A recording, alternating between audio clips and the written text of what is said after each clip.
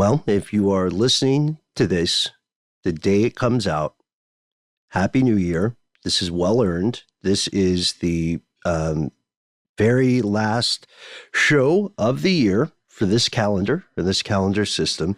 And we wanted to take time to do something a little bit different. I guess first we should we should talk about this episode. Oh, these sweet kids that we were a while back, you guys, Matt, Noel. We did an episode on prophecy, predictions, and prescience. Yeah, this episode came out on January 1st, 2016. We were such naive summer children back then. Oh, how things have changed. Yes. Yeah. We, like everybody listening, did not really understand, or as some of our friends would say, grok, what the future would hold. And just to be completely transparent now, which is what this show is about, we've alluded to our personal lives to varying degrees in the course of our explorations together. In November of this year, my mother, Susan Bolin, passed away unexpectedly.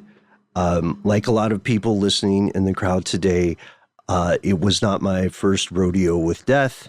And like everybody listening, it won't be my last. I've seen a lot of people go. I've been there, unfortunately. And this was a peaceful passing, as peaceful as these things can be. But I bring this up only because it's a matter of family. And we have all lost people, more so now than we thought we might have in 2016. You know, this show is, to me at least, not to speak for you guys, Matt and Noel, but this is one of the most important things I've ever done. And when we say that you are, the most important part of the show, sometimes it may feel like we say it like a cliche, but what that really means is that in a very real way, you are our family too. Matt and Noel were kind enough to be able to make it to the funeral service for my mother. We had to sit through a terrible Statler Brothers song. But I loved it. True. It was great. And so I wanted to thank everybody. And more importantly, just to say,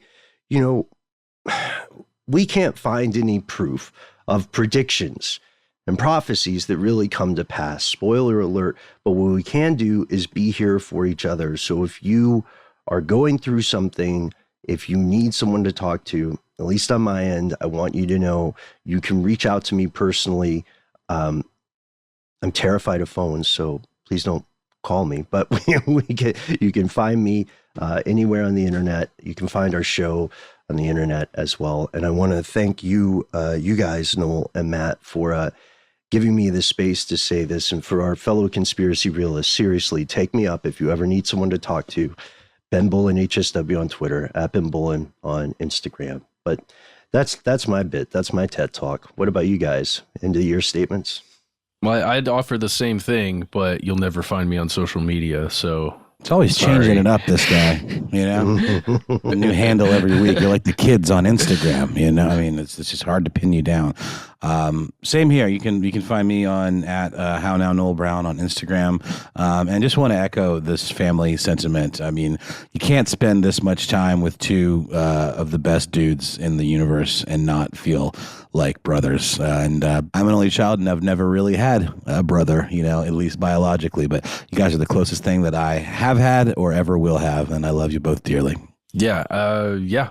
And I would actually extend that to Mission Control Paul Decant, who's, I'm looking at his face right now on our screen. He's always there, always in the background, always listening, never judging.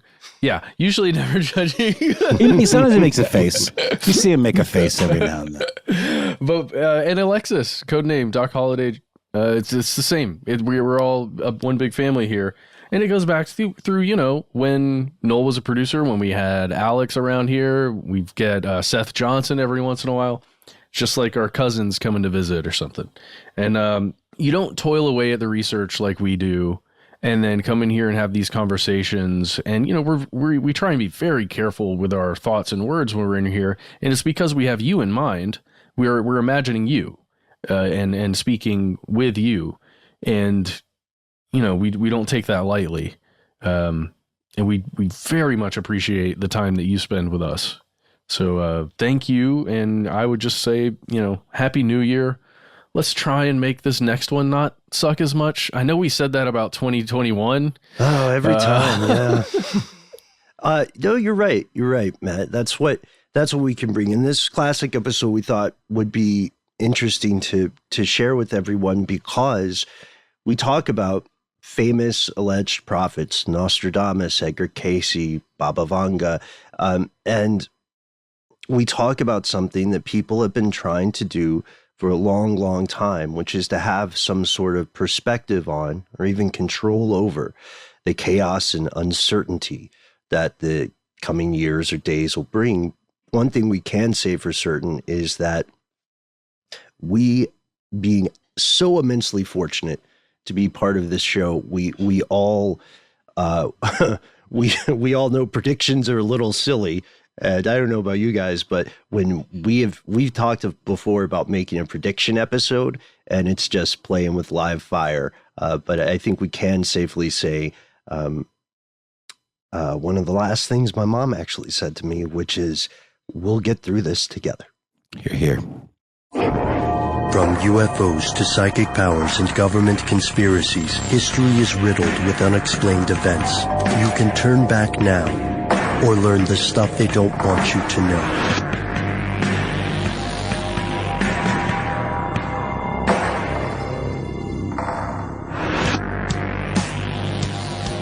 Hello, welcome back to the show. My name is Matt. My name is Noel. And today I am Ben. Most importantly, you are you, which makes this stuff they don't want you to know. At least we hope you're feeling like yourself. And if you're feeling like someone else, well, it's nice to talk to that person too.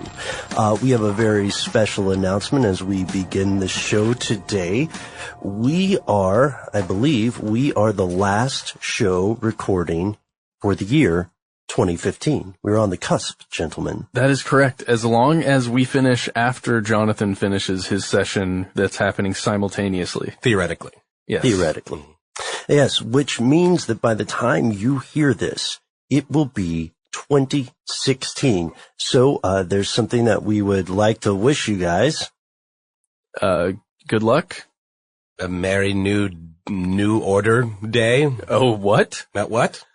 Merry New Order Day is this thing Noel and I started. We started it. It Okay. hasn't quite taken off yet. Well, it was more like you're more the visionary of it. You're the Walter White. I'm kind of wood chopping it. I don't know if I'm ready to trot it out to the Okay. masses quite yet. I feel as though I jumped the gun in dropping that slogan. Apologies to everyone. Well, this is the one time of year where ball dropping is not only cool, but a television event. So happy New Year to you guys. So, today, whether or not we are the last podcast of 2015, we are definitely the first podcast for Stuff They Don't Want You to Know 2016. And today we are talking about something that's somewhat apropos. Is that correct? Yes, we're talking about prophets and the seeing into the future and predicting things that are to come. Maybe. Perhaps, yes. An idea that goes back to the earliest days of religion, right? The Oracle of Delphi, wherein these priestesses would sit over a fissure in the earth on a tripod kind of stool and breathe in the fumes from this fissure and whisper predictions about what was to come. That is a very cool image. Mm-hmm. And I wish I could have seen that. Right. Funny story about the famous oracles at Delphi is that the predictions or mutterings of these priestesses were interpreted by their or as the we'll oracles. find, this is a commonality that we'll see among different prophets. And I should note that the people who were performing these acts of divination, those were specifically the oracles. So the English word prophecy appears in Europe in the mid 1200s, 1220-ish. And it comes from the French, the 12th century word prophétie. So you can see where they're connected. This goes all the way back to the Greek. This comes from a word that's prophema, which means to say beforehand, to foretell. So what we see is that even before then, people had been making predictions, right? Well, yeah, it's a fun thing to do, right? To just for an everyday human being, all of you sitting in your cars or whatever you're doing, running. It's kind of fun to think, what is going to happen in the next 5 years, maybe the next 100 years? And just for somebody who doesn't even have any kind of powers or, is in touch with some greater thing. I like to do it. I like to sit around and go, oh man, I can see this happening with the next World War. So is there a connection, Ben, between the word prophecy and the idea of prophecy foretelling the future and the idea of like professing something or speaking out about something or being a professor, for example, like someone who teaches? Noel, that's an interesting question, because the idea of a prophet, not necessarily prophecy, but prophet itself, is sort of one who speaks for the gods. So it does have the to speak for, right? So professor would be more like declare publicly, if that makes sense. It does. So there is a relationship there, but I don't know if a professor is necessarily speaking for God or by divine inspiration. Have you guys ever seen a prophetic professor, like on the streets, walking around in a city? Yeah, there is a group of people now who are pamphleting the streets regarding cell phone use and cancer, and the WHO, World Health Organization. But what I was going to say, though, is I don't want to mislead you listeners by thinking that prophecy is a Western thing. It should go without saying, but we're going to say it anyway, to be fair, that prophecy exists. It probably predates writing, because one of the earliest things that man tried to do, or humankind tried to do rather, would be to forecast the movements of the heavens and to see if there were any correlation between the movements of the sky and the movements on the ground. And most of the earliest civilizations, many of which have been lost to time, were oral traditions. So this had to exist before the Western world. I mean, we can't be that, Western centric, but the stuff we're going to hear about usually concerns the Western world. And we'd like to take a look at several world famous prophets today. This is our kind of our prediction show too, huh, guys? I was going to add that, speaking of not being originated in the Western world necessarily, I mean, I was thinking about the idea of like casting bones or like looking at, entrails and things like that and trying to figure out what the future is. And I was just looking up oracle bones. Apparently that goes as far back as like the Shang dynasty, which was around 1122 BC. And so they've found, examples of these oracle bones that were used to kind of like see into the future and things like looking into flames, or for example. Yeah, that's divination rituals. That's great. I wonder if that would also make almost a separate show on its own too, because reading the liver or the entrails of a goat or the tea leaves, the tea leaves, of course, and there's so many other different methods, and one of which, if you live in the U.S., you may be surprised to find is still practiced today in the modern age. Can anyone guess what it is, listeners? We'll give you a chance. You guys already know. I would think it was the palms. The what? Reading of palms or tarots. Oh, it's Groundhog Day. It's the one everyone participates in. Yeah. It's funny. Even though it's completely bunk. Did I ever tell you I have several members of my family who lived in Punxsutawney? No, you didn't. Woo! Yeah. Do they still call him Punxsutawney Phil, or do they give him a new name? I don't. Or is it like the Georgia Bulldog's bulldog when it dies, they just add a number to it? Like, I'm pretty sure. Okay, wow. I might be completely incorrect. The last time I was there, it was still Punxsutawneyville, and it was not the original. Right. Oh, yeah, it's like the Marlboro Man, right? Exactly. Or Zorro's. So let's get a few things out of the way before we delve into this. If you've already checked out our video on prophecy, then you know some of what we're going to talk about. We're going to mention some specific alleged prophets or would-be prophets or people who thought they were prophets. And then we're also going to look at some of the stuff they said or again, allegedly said, and whether it measures up. So first things first, one of the big questions that you might have is, well, if there are true prophets and if there are true specific prognostications or whatever of future events, then why do these future events occur if they're still disasters? If someone says the Titanic is going to sink. Yeah, somebody's going to stop that from happening, right? Because now we know. Right. Or do we? And why is it, what's the old quotation? We see through the glass darkly or something. Why does so much of what is called prophecy seem to be kind of vague? I mean, not to mention like time travel tropes in books and television. I mean, you can't do it. You can't keep Hitler from being born. You know, you can't keep Kennedy from being assassinated. It's never going to work. Something's always going to crop up against you and you're going to fail. You know? Yeah, like that's a perfect point too. You know, what is the nature of the present's relationship with the future, right? Is it possible?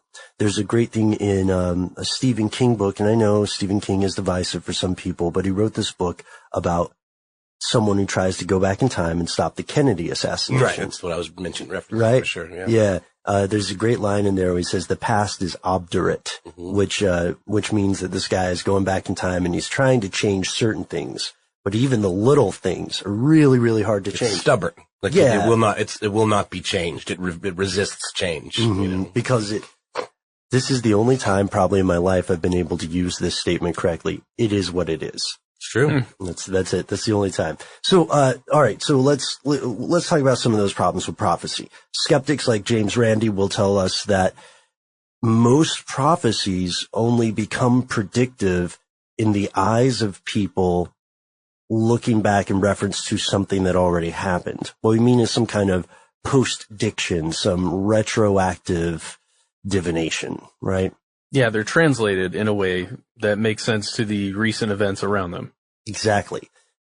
So with that in mind, what we hope to explore today is whether there are prophecies that clearly delineated something that happened in the future, whether there were prophets who did so, whether at least in the cases we're looking at, and whether the other part is true, whether the fans or the advocates or the believers in these prophecies said years after an event, oh, totally, you predicted World War II. It's a lot of it too has to do with the language of the prophecy, and one of the first ones we're going to get into, very well-known prophet Nostradamus. His were almost written like in the form of riddles or these kind of weird little aphorisms that, you know, sort of like the fortune cookie. You know, you could apply it to something if you choose. If you see an event and you say, oh, well, you know, here's a thing, this kind of relate. You can make a jump and a leap and get there if you want to. Some of them are weirder than others, as we'll discuss, but again, it's all about the language, and prophecies do tend not to be, this thing is going to happen on this day and it's going to be just like this. They're usually much more vague and open-ended. So I have a funny, well, it wasn't funny to me, but it might give everybody a chuckle. I have a funny story about Nostradamus. When I was a wee young tyke, one of my uncles, who has always been into fringe kind of theories, and he's still a hard person to read, he would occasionally just send me books out of the blue. And one of the books that I received from him was a book about Nostradamus's prophecies for the end of the world. And this was probably a book that was over my head at the time. And it was also on the cusp of the 1996 Atlanta Olympics. So I read this one quatrain and it had this strange phrasing, but it was something like, in 1996, build your house out of rock and sticks. War and fire will sweep o'er the land. And they did like O''ER, which to me was super legit at the time. And then I was convinced that the end of the world or the end of the city would occur during the 1996 Olympics. And I'm being dead serious, you guys. I was terrified to go into the city. I was certain that this mass market paperback had accurately predicted future, and My mom made me go to one thing, and the rest of the time I stayed home. Then the bomb went off. Right. Yes, exactly. And then there was a bombing at the Olympics that year, but civilization soldiered on. But that must have been creepy for you at the time to see on the news or something, hear somebody talking about it. I was convinced that the ancient wisdom of Nostradamus had saved my life. And that was for a couple of years, but then we started to look at the interpretations, and a lot of people are aware of Nostradamus, skeptics and believers alike. So let's get into it, you guys. Who is this dude? So his full name was Michel de Nostradamus, and he went by the street name, I suppose you could say, Nostradamus. One of my favorite hip hop names of all times is Flosstradamus. Yes. Fantastic. Just throwing that out there. But, so according to most sources, he was born in December of 1503 and died in 1566.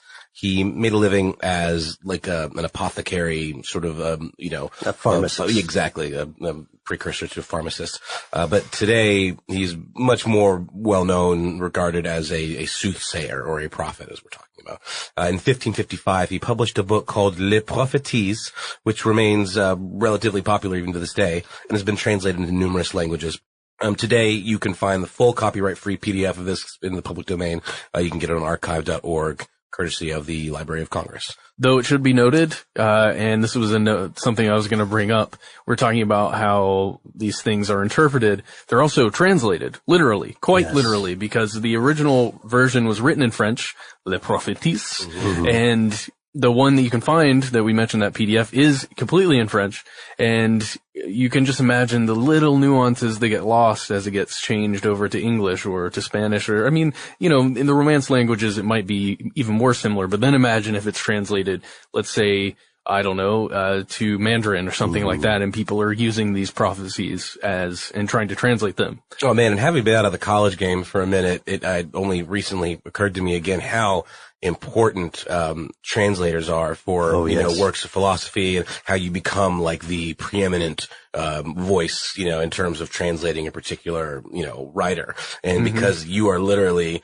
creating the interpretation of this work that is going to be consumed and taught and passed around. And a lot of times that word interpretation definitely applies. I mean, it has to. And it goes back. That's so interesting because it goes back to what we're talking about with oracles, right? The priestess or the sibyl and the interpreter, the intermediary, the medium. Yeah. So this is great that we're getting to this part, because it's not just modern French. It's French from the 1500s. Yeah. Sort of like Middle English or something. Right. It's difficult it would be very, very difficult. Although one thing I love about spoken French, at least, is that everything rhymes. Do you guys ever think about how easy it must be to rap in French?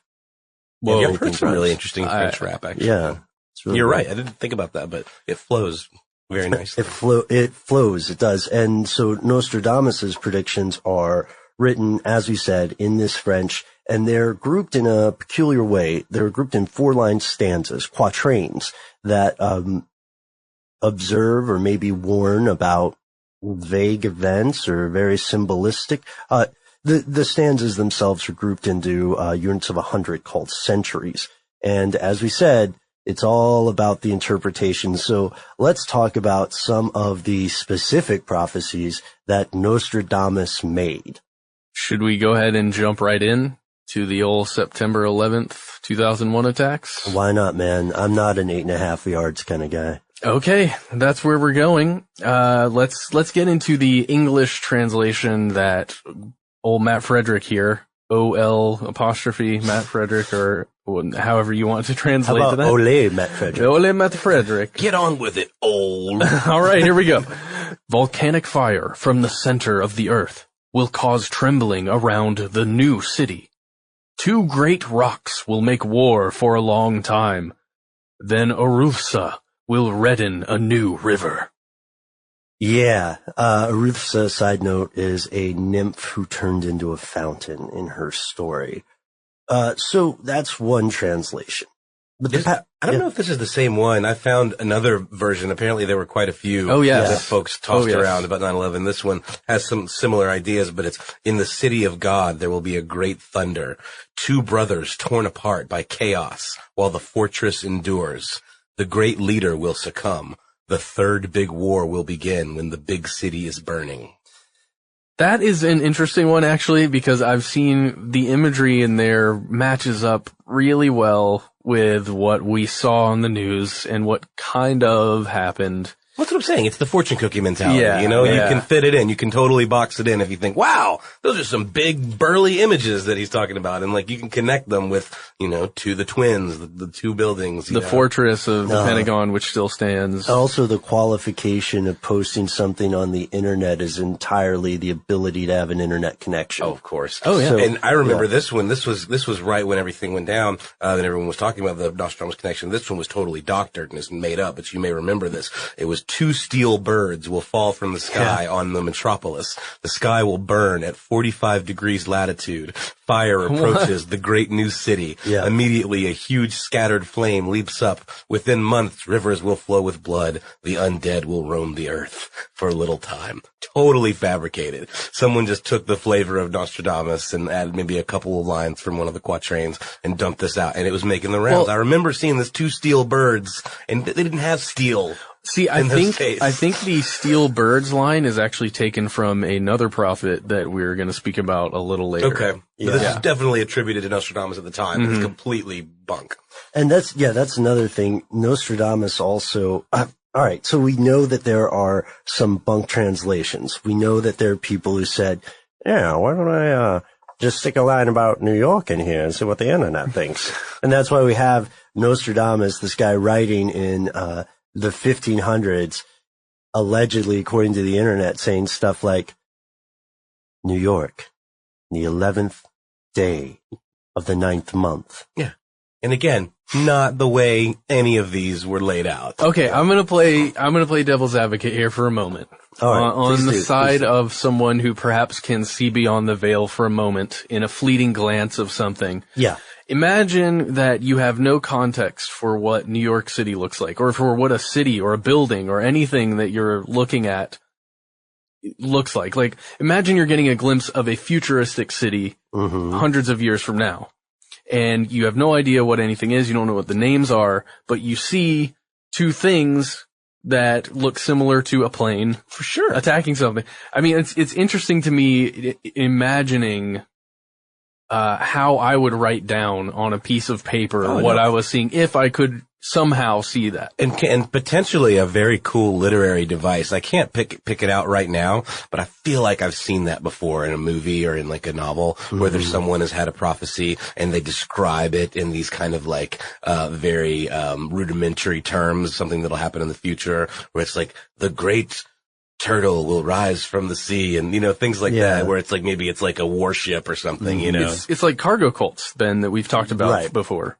Yeah. Cargo cults, people recall, it's a term that might be somewhat derogatory, as the use of cult can be, for people who are living in isolated areas in the Pacific Ocean, isolated islands, and they would see cargo dropped and see airplanes for the first time, and service members of various wars. There was within your lifetimes, listener, there was a active cargo cult that worshipped Prince Philip, and they would build towers or radio towers in an attempt to summon these things from the sky again. Well, he is kind of dreamy. Is he? Yeah. But just the idea that there's not a lot of context for that group of people who have seen something that's beyond their understanding that has done something good for them. Oh, totally. I think that's a great argument. I'm glad you make it, because we've heard arguments about that in biblical texts, right? I can't remember if I think it's Old Testament. Yeah, it's got to be Old Testament, where Ezekiel has a vision of what he says, burning chariot or it's not a burning chariot, fire, something like that. Wheels within wheels, and that description is clearly someone trying to be very specific about some bizarre spectacle, but maybe not quite knowing what it is, which has led, ancient alien people to say that it's some sort of visitation extraterrestrial. But that's a story for a different day. It is. But I just have to throw in Viemanas. That's one of the coolest things, the idea of the flying ships from ancient Indian texts. Ancient nuclear war, huh? Yeah, dude. The Nazis believed in it. It's also interesting, too, the way you can sort of divide prophets up into two camps. I mean, you have these religious leader prophets that are communicating with said deities that are in charge of whatever faith they represent. And then you have these Nostradamus soothsayer type prophets that are more about looking at the big picture. They're not necessarily saying they got a message from God. They're just saying they can see, beyond and see into the future. And they're both kind of, considered prophets, but they sort of have their own little game going on. Yeah. Right. Well, and in Nostradamus' time, it was apostasy or denial of religion. Technically, it's like this huge crime. So it's strange when you think about that too, because most of the prophets we see or people who believe they are prophets, have some sort of spiritual nature. And sometimes sometimes they believe they have discovered it independently. Mm-hmm. But that's the nicest way to say it. There's another one. Since we started at 9/11. Well, yeah. And since you said the Nazis did believe perhaps in the ancient nuclear war. Yes. Did Nostradamus predict the rise of Hitler and the beginning of World War II? In the place very near, not far from Venus, the two greatest ones of Asia and of Africa, from the Rhine and Hister they will be said to have come, cries, tears at Malta, and the Ligurian side. Hister, huh? That sounds pretty close. Yeah, but I don't think that's what they're... Or perhaps, okay, just have to say, it's a river, right? Hister is a river. The Rhine is a river. They are in Germany, or at least on the western side of Germany. The Rhine is there, and then the Hister, I don't know exactly where it It's runs. the Latin name for like the lower stretch of the Danube. Oh, okay. So that sounds weird. Here's just to show everybody how different these translations can be. We've got the original French here, which I'm not going to butcher, but then someone else translates it to, now remember what we just heard from Noel earlier. Someone else says, beast wild with hunger shall cross the rivers. Most of the fighting shall be close by the Hister. It shall result in the great one being dragged in an iron cage, while the Germans shall be watching over the infant Rhine. What? Vastly Took a bit different. of a jump there, didn't it? Yeah. And so what part of that is fabricated, right? So again, you can read various interpretations of this, especially with Nostradamus in mind, because there are so many translations that are people actually trying to transliterate. Well, I mean, the original is so innocuous. It's just, It's like in a place not far from Venus. Like it's, how much more vague can you be? And then it gets more specific, and they will be said to have come, cries, tears at Malta and the Ligurian side. It's just so open-ended, that you can just shoehorn whatever idea you want into that if you choose. Now, is that what you think's happening? I think it's what's happening with this other translation that you're talking about. And I think, like you say, it's if you get excited about the idea that maybe this guy really did have something, your brain starts to make all these leaps and fill in the gaps, and, kind of like confirmation bias kind of. Yeah. This makes me think about so many other things we've looked at, the psychotronic studies in the USSR, in the aftermath of World War II, the various MK Ultra type experiments people have tried to conduct with, was it Stargate with Ingo Swann? Yes. Where people were trying to access what they were certain was an extrasensory ability. I'm not here to say that stuff conclusively doesn't exist, though it is true that governments have spent a lot of money on things that ultimately didn't pan out. Well, yeah, and that's why we had to do, right? We talked about this, but the reason why the United States government had to do research into this subject is because it was being done by the other side. And if the other side somehow unlocked psychic powers or these, ways to see through buildings and perhaps even move through them, and we didn't have it, we're in trouble if they've got X-Men and we don't. But okay, while I get that, it's also somewhat disingenuous, and I know this is a bit of a different topic. It's disingenuous, at least on the part of some members of the military, the bureaucracy, because clearly war is good for the winner's economy, right? So it's also a way to rationalize more spending. Oh, watch out, the spooky thing. I mean, remember, we live in a country where mere decades ago, someone said, what if we could make a bomb that would just turn people gay? Yeah. What if why don't we just try that and let's spend a couple mil on it and just see if that's a real thing. All right. So we should mention though, one common misinterpretation about Nostradamus is that he created all of his work independently. That is not true.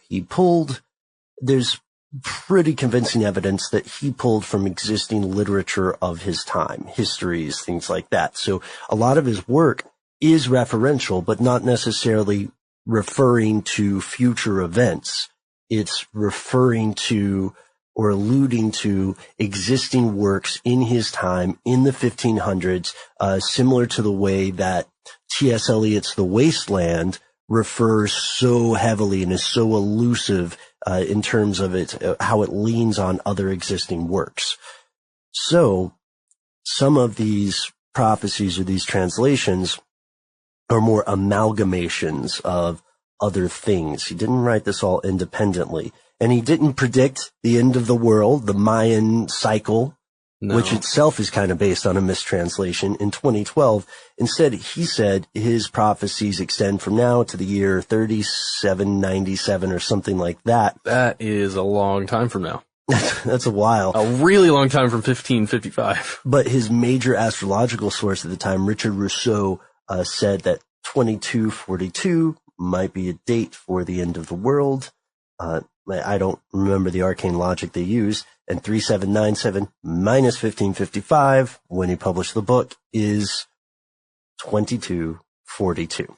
I don't know, man. I was going to say 2241. That's probably a better year. It's just so funny because it doesn't matter who you are. I don't care how popular you are among any circles. If you just throw out a number like that, I don't know. Well, I'll throw out a number for you. Well, I know this is weird because I can't tell you much about the person who told me this, but I am convinced by this source.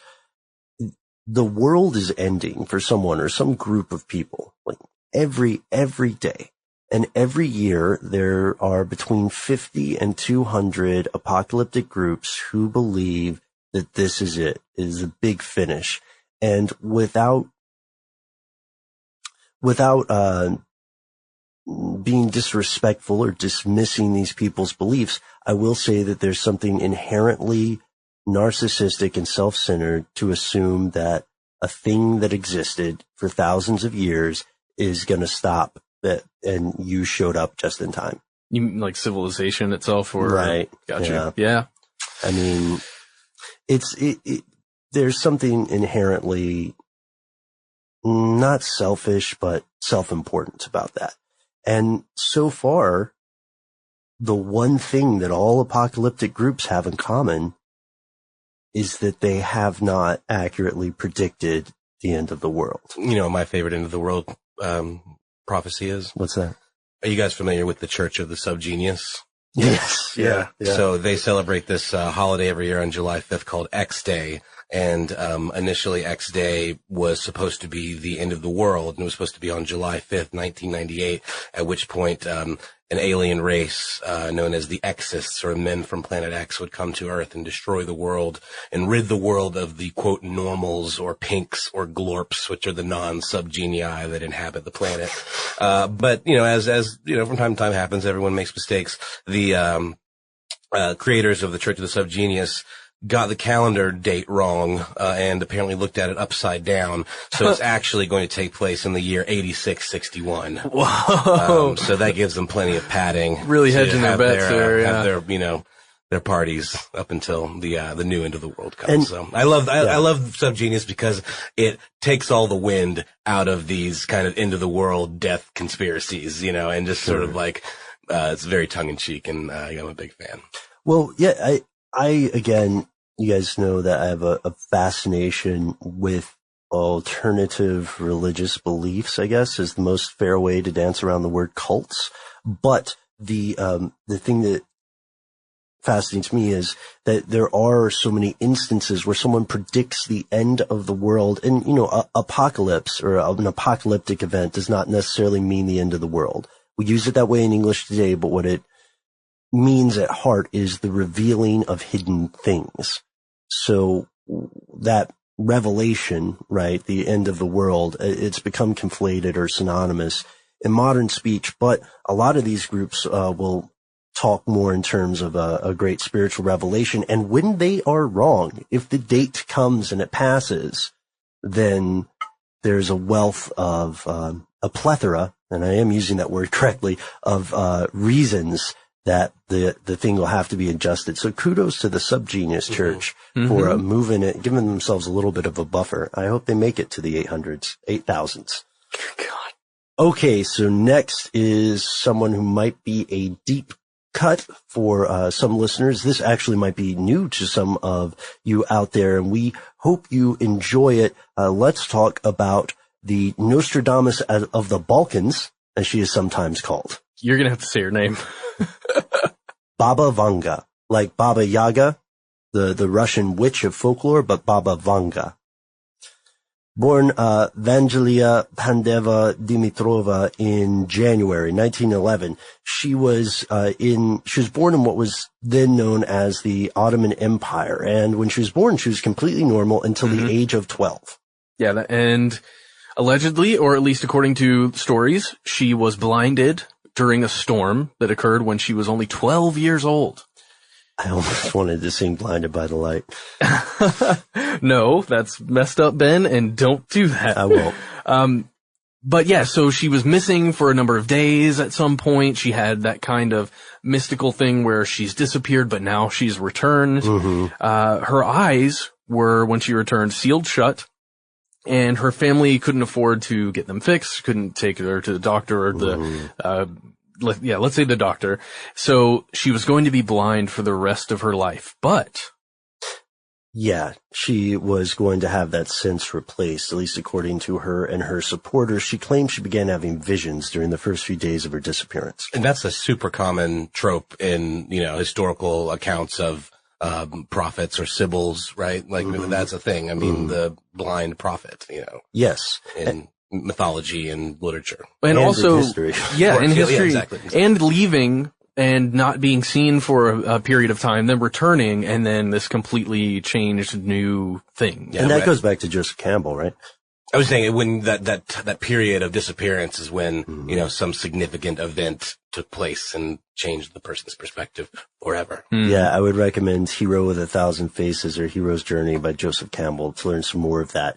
This happened in real life. She believed that because of her visions and her quest, she could predict the future and heal people using otherworldly powers. And scientists and government officials, not to mention the wealthy, came to visit her for advice. According to the story, she served as an advisor to the Bulgarian Communist Party leaders who would ask her questions to advance their cause, right, in the great game of geopolitical intrigue. She was kept under surveillance by the secret police, and politicians and businessmen would come meet with her. And that I can believe, because if you're secret police, you want to bug those conversations. Yeah, even if what she's telling them is completely untrue, just having those individuals in a room speaking, yeah, we're going to bug that if we're in charge.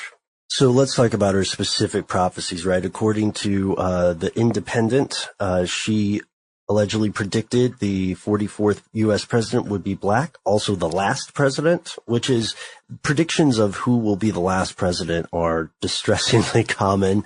Yes. And I think a lot of them are made up by people on the internet. But as well, she is thought to have predicted 9/11. And we have the quote from The Guardian here. And here's that image that seemed to crop up and that was attributed to Nostradamus. Horror, horror, the American brethren will fall after being attacked by the steel birds. The wolves will be howling in a bush and innocent blood will gush. So clearly that steel birds imagery was pilfered from this and kind of connected with some Nostradamus lines and then, thrown out there on the internet for fun. Now, one study, one study says that she was 80% accurate. I have a hard time believing this. This came from Dr. Georgy Lozanov, who is director of the Institute of, I'm not making this up, Suggestology and Parapsychology in Sofia, Bulgaria.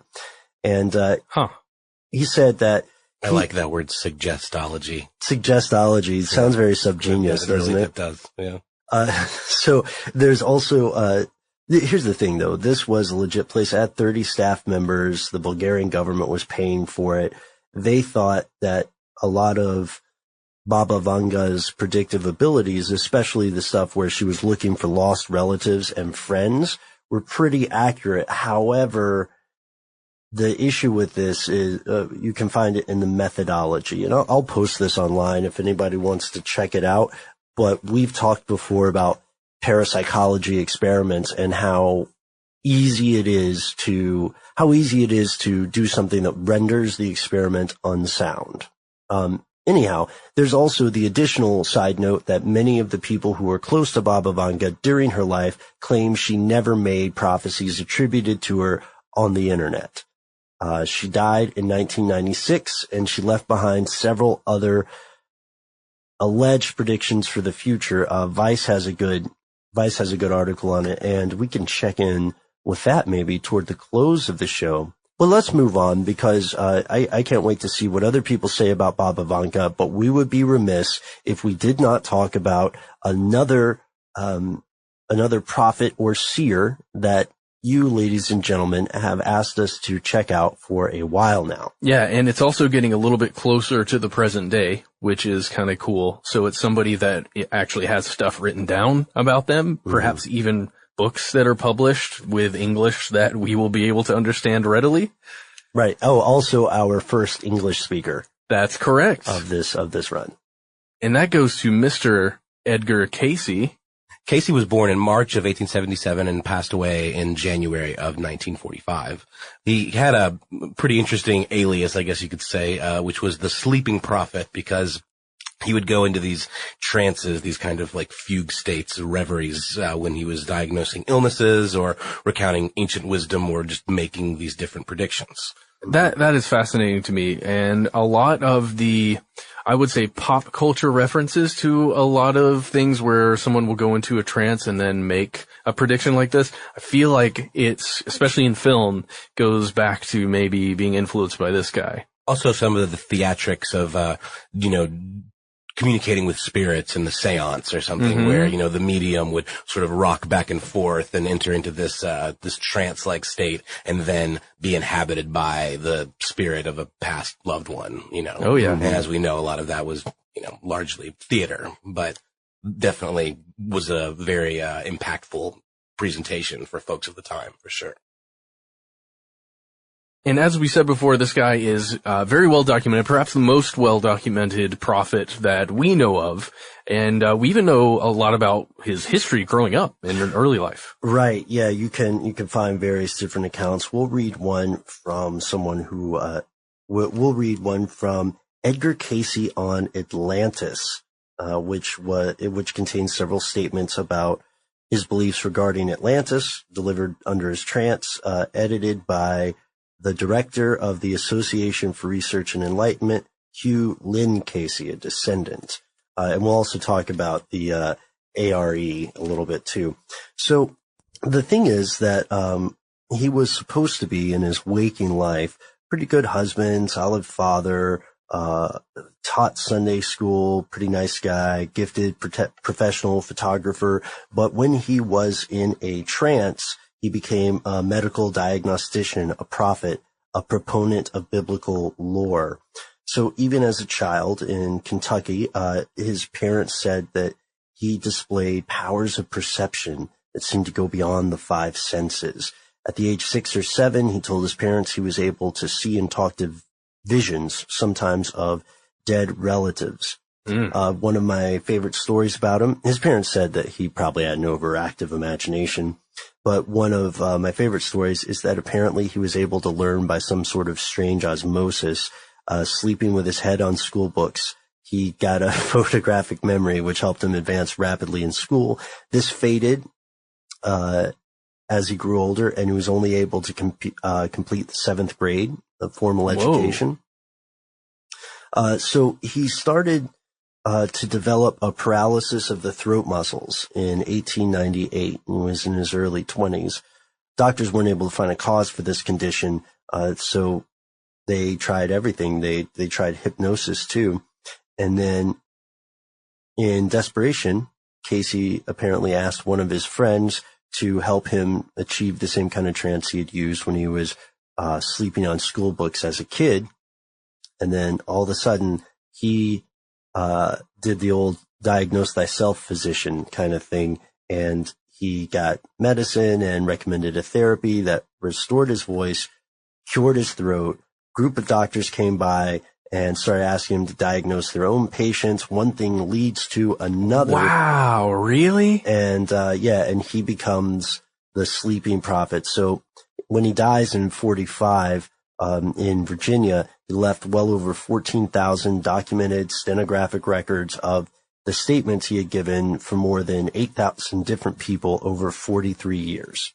Jeez. So we got a lot of stuff on him. So the Association for Research and Enlightenment, which we mentioned, exists today. It is a non-profit organization founded to facilitate the study of his work. You can see their website right now. It's edgarcayce.org. I mean, if you're driving or something, don't do it while you're driving. And see, perhaps he has a prediction that applies to you. Or does he? Because here is the thing about Edgar Cayce, ladies and gentlemen. Because he is so well documented, we also know a lot of what he got wrong.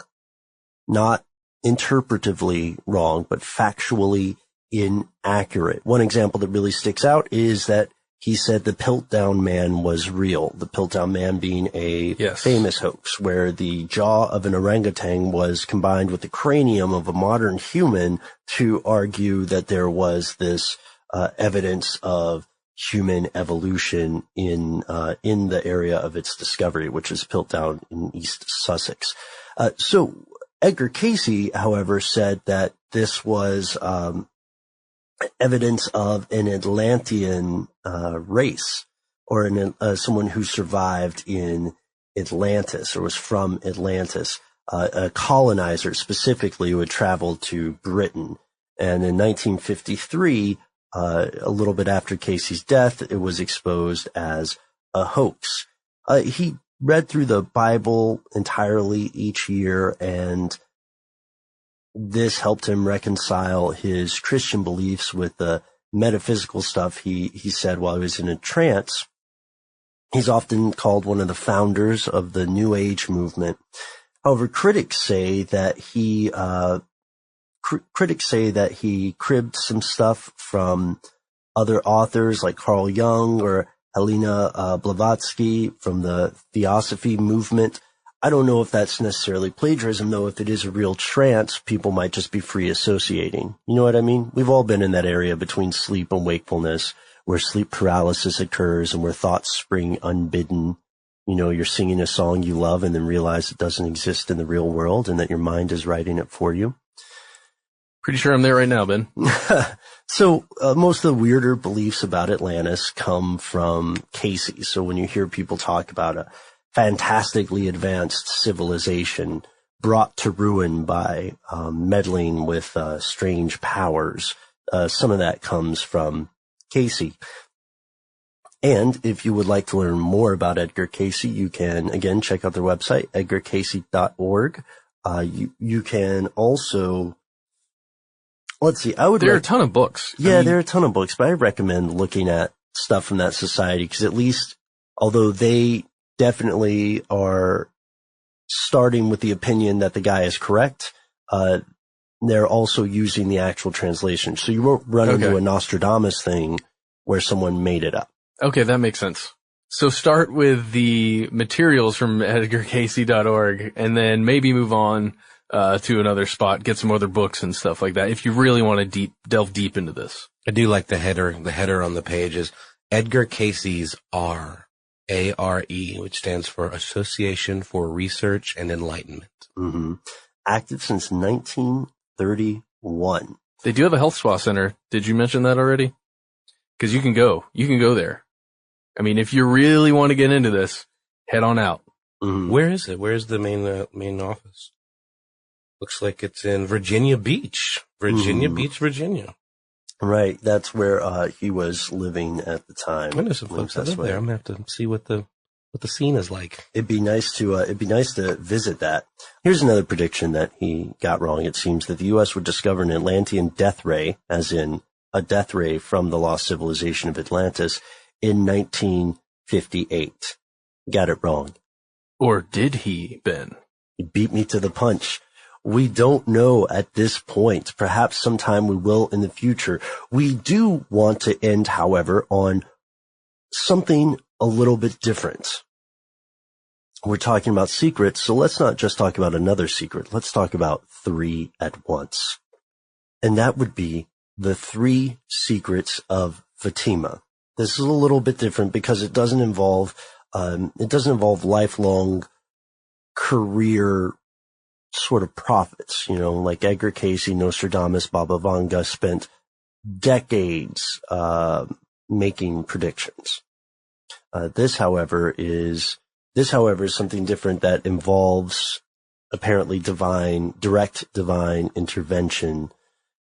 So these 3 young Portuguese shepherds, Lucia Santos primarily, and then her cousins, are visited by an apparition of the Virgin Mary several times, starting on the 13th of May, 1917. They said they were visited 6 times between May and October that year. Now this apparition is popularly known as Our Lady of Fatima. She entrusted the children with 3 secrets in July of 1917. 2 of these secrets were revealed in 1941 at the request of a bishop named Jose Alves Correa del Silva, and he wanted to assist with the publication of a new edition of a book on one of the cousins. As for the 3rd secret, the bishop ordered her to put it in writing. Lucia wrote it down, sealed it in an envelope that was not supposed to be opened until 1960, when it would, quote, appear clearer. The text of this 3rd secret was officially released by Pope John Paul II in 2000. Or was it? Because some people claim that it was not the entire secret. And we will never know for sure because only a few people were actually in control of that information. Right. Yeah, it reminds me of when we did some of our earlier episodes on the restricted material in the Vatican archives. Mm-hmm. 'Cause the secret archives of the Vatican are real, but they're using secret in a different way. It's still tricky though, because you can request something if you know exactly what you're requesting. Yeah. I feel like someone should make a list of all possible things that could ever exist and then just submit them daily to the Vatican. Well, what are the secrets? Ah, yes. Great question. Okay. So the first secret is a vision of hell. We've got some of the text. Our Lady showed us a great sea of fire which seemed to be under the earth. Plunged in this fire were demons and souls in human form, like transparent burning embers, all blackened or burnished bronze. And it goes on. The second was a statement that World War I would end, along with a prediction of another war during the reign of Pope Pius, and then that would happen if Russia did not convert to Catholicism. Yeah, so basically one is a vision of hell, one is about communist Russia, and then the third one, though. The third one, at least the way it was published, was that there would be an assassination attempt on Pope John Paul II. And that's the crazy thing. There was. Yep. So the thing is that there actually was an assassination attempt on Pope John Paul, which occurred on the 13th of May in 1981. You can see a video of that if you wish, and just head on over to YouTube. Mm-hmm. And people have thought about this back and forth, that it is actually a prophecy, or is it just something that would happen? Because the Pope is up there with the U.S. president or other heads of state who would be much more likely than the average person to have an assassination attempt occur. Perhaps even higher because of the vitriol that you can have between religions. Mm-hmm. So in June of 2000, the Vatican finally released this secret, but there have been several other people who were involved with it who said that the handwritten 4-page text is not the real secret or not the full thing, and they believe that the third secret is actually composed of 2 texts. One of those is the 4-page published version. The other is a single-page letter containing the real truth. And there are Italian journalists like Antonio Socci who say that they have proof that there's a second secret. All right, and here's just some of their proof quickly. Lucia Santos says she wrote the message in the form of a signed letter to the bishop. The text is supposed to contain words attributed to the Virgin Mary, which the published one doesn't really. The full secret, bishops working with Pope Pius, Pope John, and Pope Paul all commented that the text was written on 1 sheet of paper, not 4, and the full secret, according to these people, contains information about the apocalypse, a great apostasy, and satanic infiltration of the Catholic Church. Ooh. And then you would hear, I remember a couple of years ago, you heard a lot about, what is the name of the Pope that is prior to the one we currently have and then after Pope John Paul II? It was Ratzinger. Yeah. Ratzinger. Okay. I remember hearing lots and lots of people talking about Ratzinger being this version of these prophecies where he had infiltrated and his group had infiltrated and they were evil. That's the thing about prophecies. I mean, it's so easy to let your imagination run wild and use it to confirm something that you already believe. You know, like this Pope feels like an outsider or something. Like that, right. You know? And to be totally fair here, one of the people who served as Vatican Secretary of State until 2013, a Cardinal Bertoni, wrote a book called The Last Secret of Fatima. And he published it in Italian and English. And it has an interview that touches on this, where a journalist named Giuseppe De Carle is interviewing the Cardinal, and he says, well, what about this rumor that you're concealing a 1-page text of the third secret that predicts Rome will lose the faith and become the throne of the Antichrist? And the Cardinal, I just want to read this to be fair, the Cardinal says, that's absolutely crazy. Are you claiming that the prophecy of Fatima is about the apostasy of the Church of Rome, and Fatima is a prediction of Rome's transformation into the throne of the Antichrist?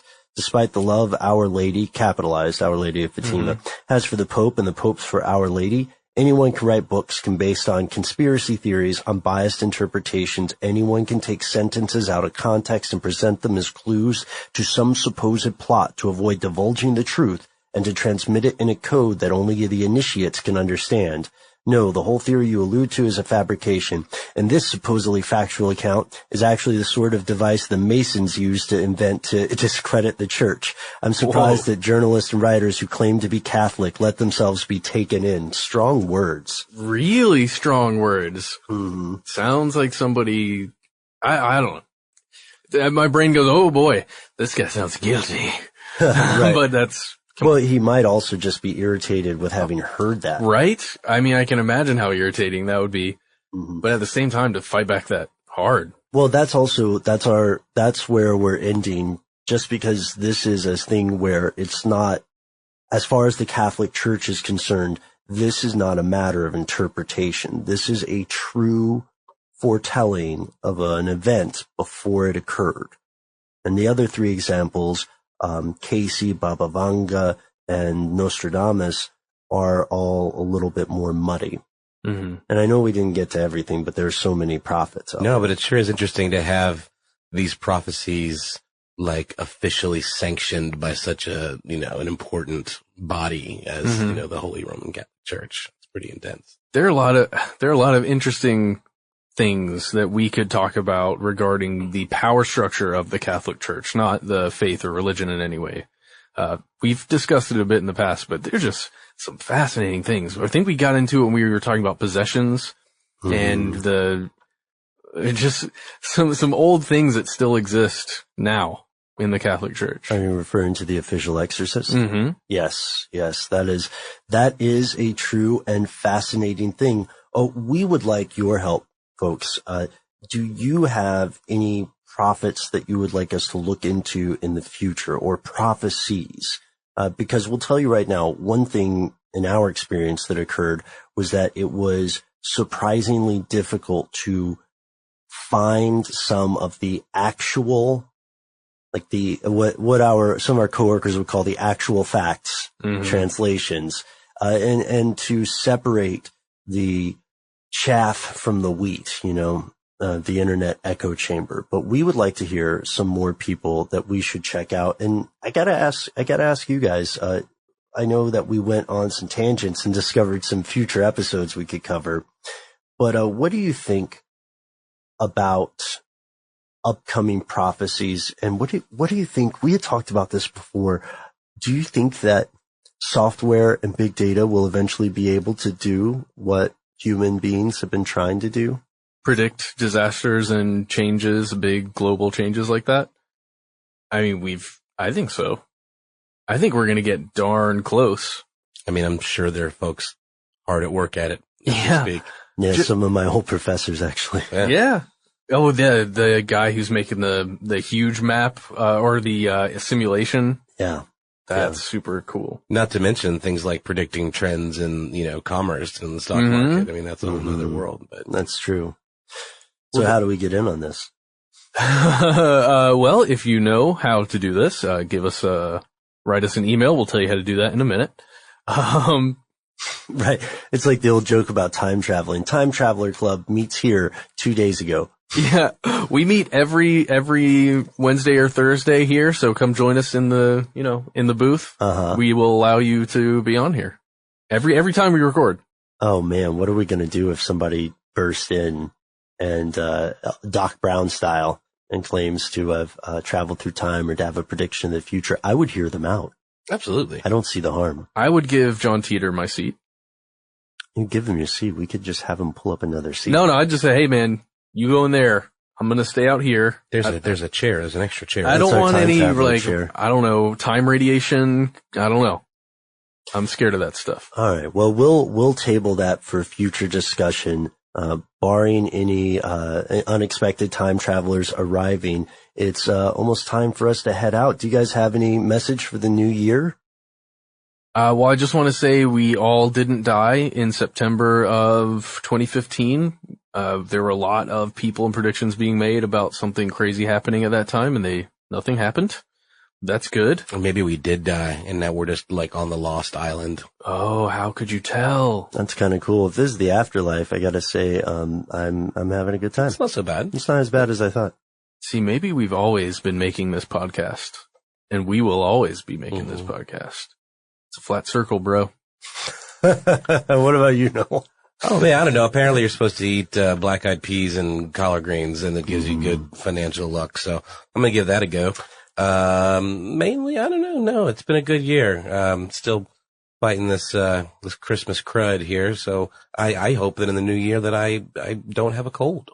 I hope so too, man. Yeah. I was talking to one of my friends recently, and she said that people were not supposed to eat lobster or chicken on the new year because something about like chickens walking or how both animals move backwards or something. I'm not sure. I didn't sort it out. But then also I have failed often to eat the collard greens and black-eyed peas. Well, a friend of mine just suggested it, and it's like, no, you just do it. You have to do it. I'm like, yeah, okay, well, okay. I wonder, it's a Southern thing, right? I think so. Hoppin' John. They call it Hoppin' John. The Cuban side of my family, we have to eat a certain number of grapes right up to the thing. For like, there's a lot of Santeria stuff that I have to do. Oh, that's cool. So there we are, guys. We hope that you have adventures in the new year's. If you are making resolutions, keep in mind that you are statistically more likely to keep a resolution if you make it almost any other month. Your birthday is really good for resolutions. January, out of all 12 months, is the worst month to attempt a resolution. Or don't tell anybody but your diary or yourself or whatever it is that you use to write down your resolution, don't tell a single human being. Mm-hmm. Or make a resolution to start doing something in February. Or there you stop go. doing it in February. Give yourself some breathing. I like that. On like the 3rd, February 3rd. February 3rd, so you have that one day, Yeah. the 1st and the 2nd, or 2 days. All right, so folks, we are going to head out. If you would like to hear our podcast about predicting the future through big data and software, you can find that along with every other podcast we have ever done on our website, stufftheydon'twantyoutoKnow.com. You can also find us on Twitter and Facebook. We are conspiracy stuff on both of those. Huge shout out to the Nerdist for mentioning this podcast. Holy mackerel. Cool. I know we were just honorably mentioned, but still, thanks, Nerdist. It was very nice. It was very kind. You know that's because one of us won that Russian roulette game, right? What? No, anyway. And that's the end of this classic episode. If you have any thoughts or questions about this episode, you can get into contact with us in a number of different ways. One of the best is to give us a call. Our number is 1-833-STDWYTK. If you don't want to do that, you can send us a good old-fashioned email. We are conspiracy@iHeartRadio.com. Stuff They Don't Want You to Know is a production of iHeartRadio. For more podcasts from iHeartRadio, visit the iHeartRadio app, Apple Podcasts, or wherever you listen to your favorite shows.